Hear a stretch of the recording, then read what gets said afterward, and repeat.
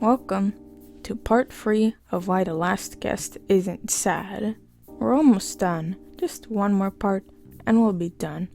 If you're new here, you should watch my 2 last videos on the last guest. Anyways, part 3 is when the very cursed looking last guest plush is released. It looks like a creature demon. I don't know, I just needed to point that out. Also, I just realized that I accidentally covered a tiny bit of part 3, so I'll be skipping that part. I'll be in the part 2 video. So, after that part with the shocking reveal that guest is alive, we're shown that buff bacon guy is really mad, and that the last guest got away, and so mad that the bacon soldier that brought him the news got shot. At this point, I think we can all agree that Buff Bacon Guy is probably the worst character in the entire movie, aside from those random bullies. Why did we have to bring up another antagonist after Username blew up? Buff Bacon Guy just kills people because he feels like it. He takes joy in literally killing people, and he's just really arrogant and annoying. Meanwhile, Guest has woken up of the Bacon Hospital, and then starts hallucinating his first day at the orphanage. With the, "Hi, my name is Daisy." But then, from a very long distance, he sees Jez and the Bacon Guy on a security camera TV sing. And the second they enter, Guest magically teleports behind Bacon Doctor and holds him at scissor point. And a stupidly calm voice, Jez is just like, "Oh, I want to help you." And of course, just I guess the mildly smart person he is, asked him who he is. Jez then reveals that he was Username's son, and Username was evil, man, blah blah blah, resistance stuff, blah blah blah.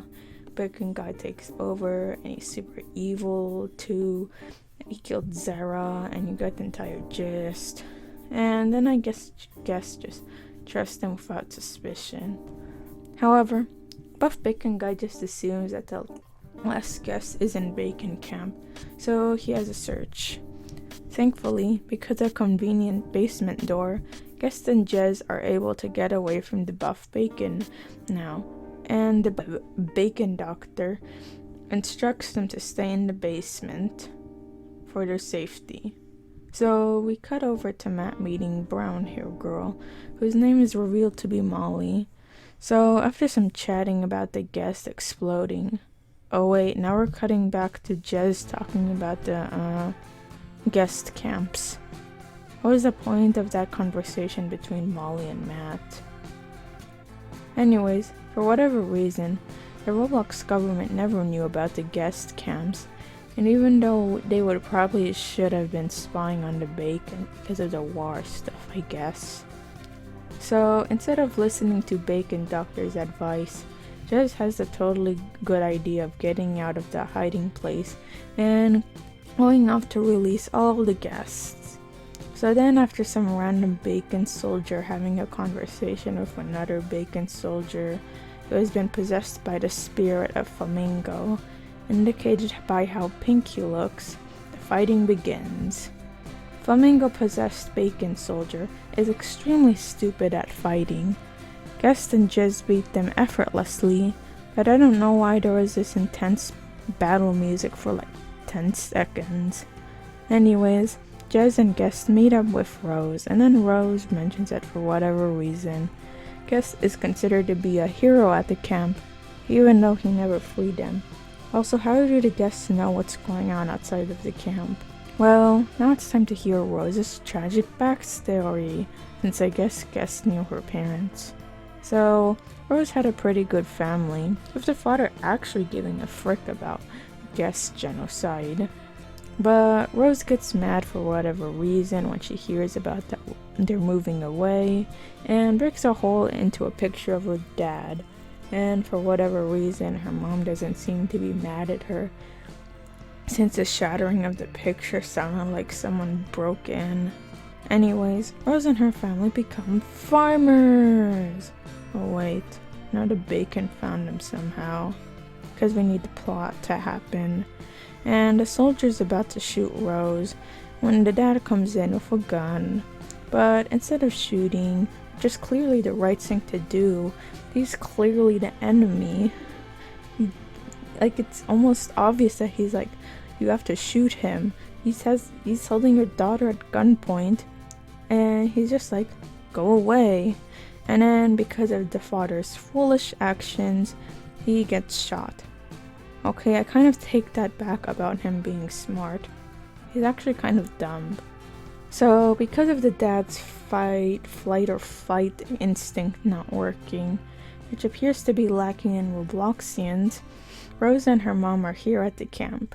So after Rose stutters a lot to sound like a poor, innocent anime girl, she has a plan. Break the fence. Oh wait, it's still not that. Why do they never come up with that plan? It's like the best plan. Oh wait, there's an underground tunnel that just leads from the arena to the camp. It doesn't even lead out of the camp. So anyways, Guest and Jez agree to do it. They were not even questioning if this exit will be efficient, because it's just, they'll probably easily be cornered. But I guess it could be the same for the fence breaking plan. So after a montage of Guest and Jez going through this tunnel, and then Guest almost gets shot when he does a Mary Sue bullet dodge move. But then, huge twist! Buff Bacon Guy found out what was Guest and Jez's plan all along, and all that other plans that Sarah had, and you would not believe why.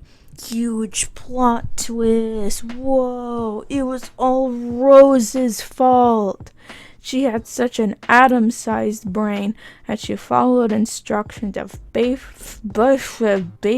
Guy for whatever reason, just so that Jez and Guest could be in the Guest games, because Bacon Guy Buff Man wants to see them fight because he got bored of Guests fighting. This just ruined Rose for me. I already couldn't handle her voice. Like, this is kind of just like, I don't know, like, why did she give in to this orders? Like, why would she just betray her friends? Man, at this point, Rose and Buff Bacon Guy are just the worst characters in the movie. So, part 3 ends off cliffhanger, showing that a ninja bacon soldier is getting ready to attack Guest's family, and we're left to be mad at Rose for being such a peanut brain. So that concludes part 3 of The Last Guest. Overall, this part was slightly more interesting than part 2, but also maybe the most infuriating part because of Rose's genetically inherited stupidness. Anyways, that's all I've got. Bye!